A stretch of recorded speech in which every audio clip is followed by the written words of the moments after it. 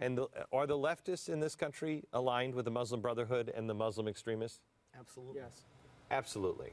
And I can show it, but they don't care. The people in Washington don't care. The people at home do. We're the only ones that are really paying attention. You know, there's a few people like you guys, either in the government or just exiting the government, who are willing to say it. Some people in the military that I've met, no. But they're exiting, they're exiting, they're being kicked out, or they're being punished for saying anything. The people on Capitol Hill that are saying something, here you have 5 congressmen say it, they're being punished. How do you possibly solve this? How do you possibly solve this?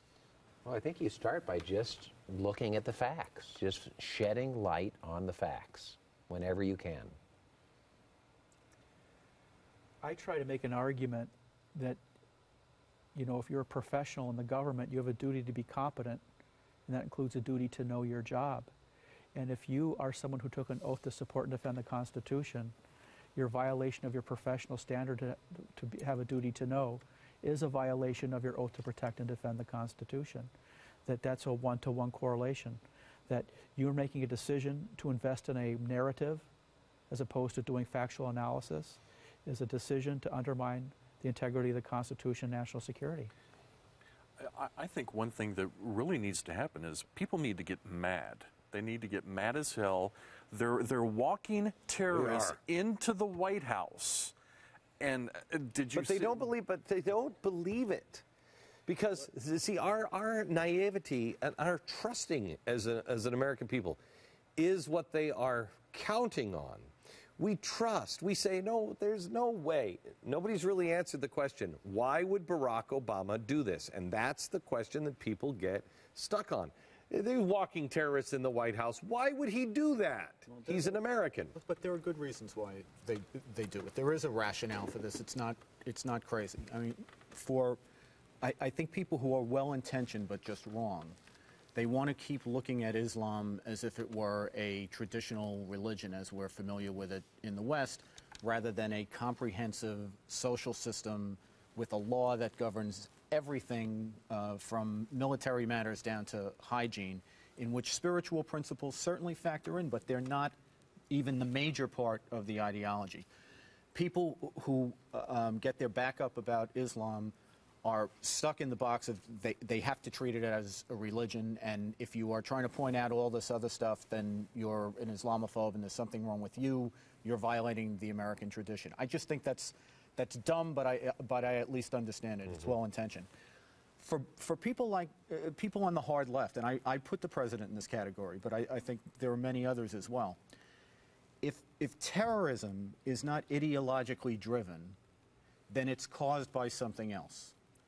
And what they do most of their time is try to turn this into something that's not ideological. It's actually a mental condition done by violent extremists who are engaged in workplace violence.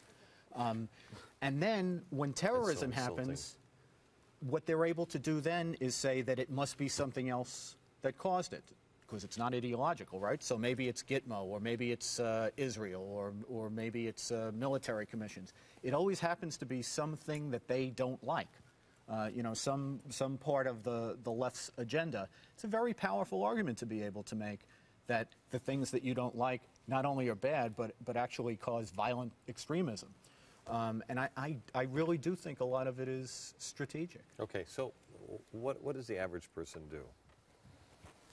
I think that people have to make a decision to hold their political leaders accountable. I think they have to make a decision to know what's going on.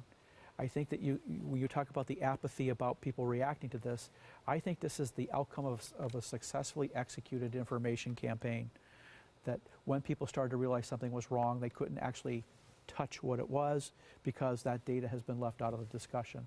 And what has to happen is that data has to be put in there. I'm concerned that we have a nation that is on the brink, and we have enemies, foreign and domestic, Muslim, non-Muslim, that they're just waiting for the right moment.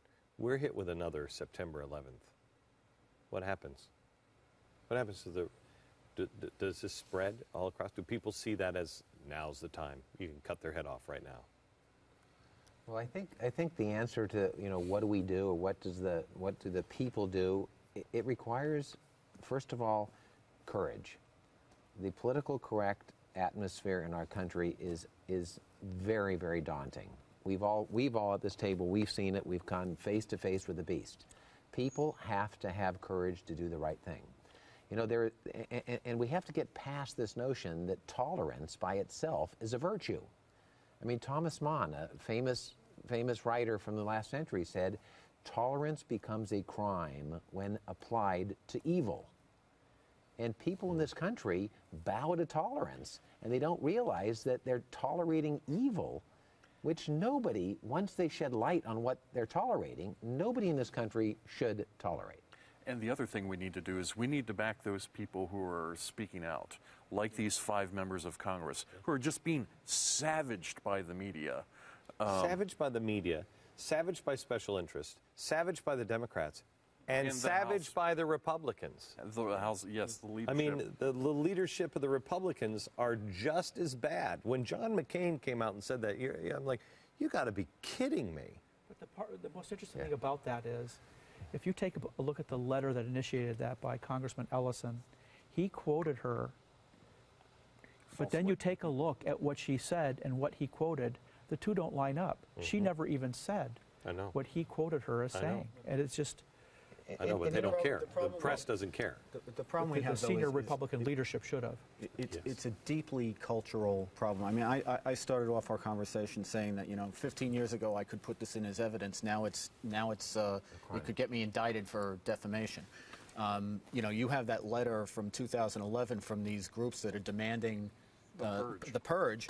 They're some of them are the same groups that are in this explanatory memo. And I think what that shows is that in 20 years, our culture has gone seriously backwards. That's not something you fix with a silver bullet. It's got to be a sustained effort to bring it around. Gentlemen, I thank you, and we'll have you on again. I appreciate it.